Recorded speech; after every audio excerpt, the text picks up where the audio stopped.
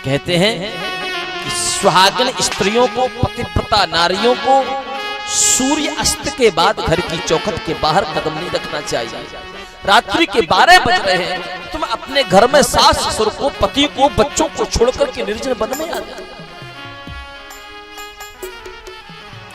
रजन्येषा घोर रूपा घोर शत्वानिषेध। इस रात्रि के समय में आपको नहीं आना चाहिए। ओहो, शायद आप इसलिए आई हो कि जो शरद पूर्णिमा का चंद्रमा है ये देखने में बड़ा सुंदर लगता है, तो इस शरद पूर्णिमा के चंद्रमा को देखने के लिए आई है। दृष्टम वनम कुसुमितम राकेश कर रंजितम। अब तुमने इस चंद्रमा को देख लिया है ना, अब जाओ अपने घर को लौटो। इतना जैसे ही गोपियों ने सुना, गोपियों ने अपना सर नीचे की ओर झुका लिया, अपने पैर के अंगूठे से पृथ्वी को खोदने लगी। मानो वो गोपियां कहना चाहती हैं कि हे पृथ्वी, तू 2 भागों में परिवर्तित क्यों नहीं हो जाती? हम अपनी देह को तुझ में समाहित हैं। अपने पति को, सास ससुर को त्याग करके आई हैं कृष्ण से मिलने के लिए। जब कृष्ण से मिलने के लिए हम आई तो कृष्ण हमसे कहता कि तुम आई क्यों हो, जाओ घर को लौट। अब यहाँ पर कृष्ण हमको स्वीकार नहीं करना चाहता और वहां पर हमारे सास ससुर हमको स्वीकार नहीं करेंगे। अब इससे अच्छा तो मर जाना ही बेहतर है।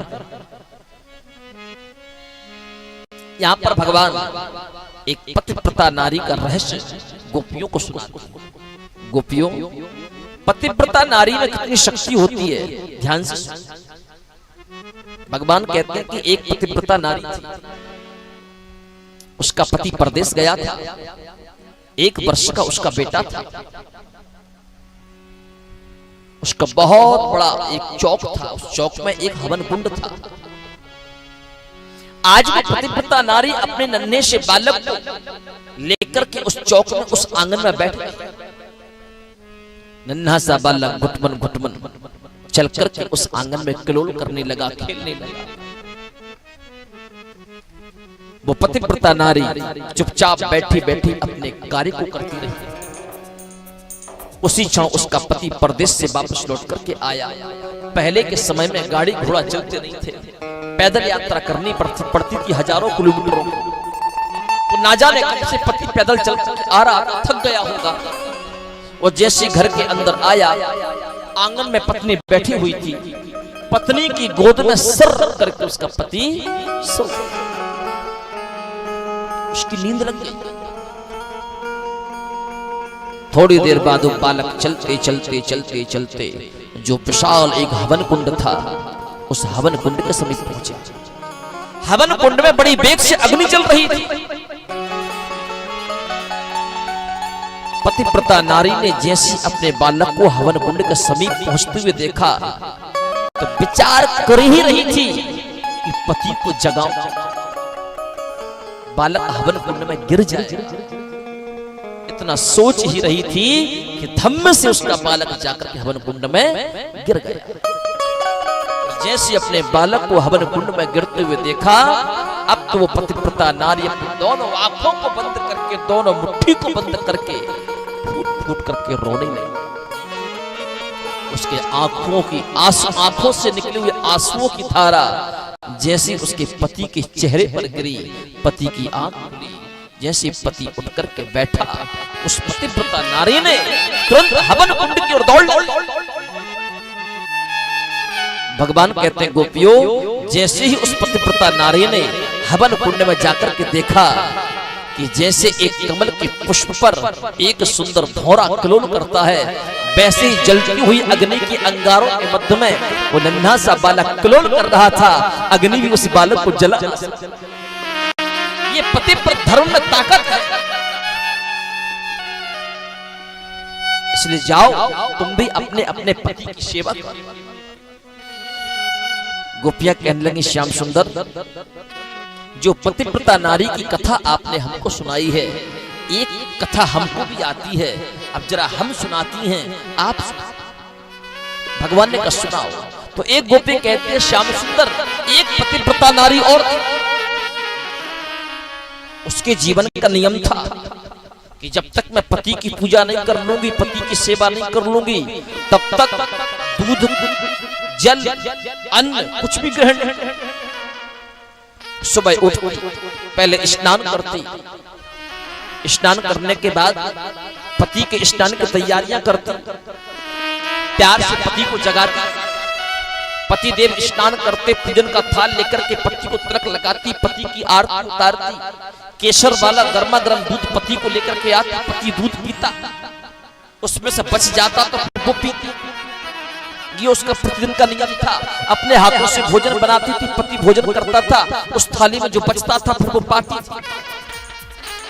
श्याम सुंदर एक दिन उसके पति को भी परदेश जाना था। वो पतिव्रता नारी रोती हुई अपने पति से कहने लगी, यदि आप परदेश चले जाओगे तो मेरा ये नियम टूट जाएगा, मैं आपकी पूजा के बिना कुछ ग्रहण नहीं कर सकता, इसलिए आप मुझे साथ में लेकर के चलो। उसके पति ने कहा कि कुछ परिस्थितियां ऐसी हो जाती हैं कि हर जगह पत्नी को ले जाना संभव नहीं है, लेकिन फिर भी तुम्हारा नियम नहीं टूटेगा। उसके पति ने अपना एक चित्रपट, अपना एक फोटो पत्नी को दे दिया। बोले जब तक मैं वापस लौट करके नहीं आऊंगा तब तक तुम इस चित्रपट की पूजा करना, इस फोटो की पूजा करना, और जब मैं वापस आ जाऊंगा तो जो निरंतर तुम करती चली आ रही हो वो करते रहे। पति घर के बाहर निकले, पत्नी ने अंदर से दरवाजा बंद कर लिया और पति की भांति उस चित्रपट का पूजन कर लिया। एक दिन वो चित्रपट रूपी पति की पूजा कर रही थी, हाथ में भोजन का ग्रास तोड़ा और चित्रपट रूपी पति के पास ले ही जा रही थी भोग लगाने के लिए। परदेश से उसका पति वापस लौट करके आया, दरवाजा बजाया। पतिव्रता नारी ने पूछा कौन? उसने कहा कि मैं वापस लौट करके आ गया हूं, दरवाजा खोल। गोपियां कहती हैं श्याम सुंदर अब तुम बताओ, ऐसी स्थिति में उसे दरवाजा खोलना चाहिए या नहीं खोलना चाहिए? एक तरफ पति की पूजा कर रही है, हाथ में भोजन का ग्रास है, और एक तरफ उसका पति बाहर खड़ा हुआ। यदि चित्रपट रूपी पति की पूजा को छोड़कर दरवाजा खोलने जाएगी तो ये पूजा अधूरी रह जाएगी, और यदि ये पूरी पूजा करके दरवाजा खोलेगी तब तक उस पति को बाहर खड़े होकर इंतजार करना पड़ेगा। ऐसी स्थिति में क्या करना है आप बताओ? भगवान ने कहा तुम पागल हो, जब चित्रपट रूपी पति की तुम पूजा कर रही हो और पूजा करने के बीच में सच्चा पति दरवाजे के बाहर खड़ा है, तो चित्रपट की पूजा को वहीं पर समाप्त करो और सच्चे पति को सहसम्मान कर लेकर के आओ और उसकी पूजा आरंभ करो। गोपियों ने कहा बस हमारे प्रश्न का उत्तर तुमने दे दिया। जो संसार के पति हैं ये चित्रपट, आत्मा का सच्चा पति तो परमात्मा होता है। ये संसार के पतियों की क्या गारंटी, आज है कल नहीं रहेगा।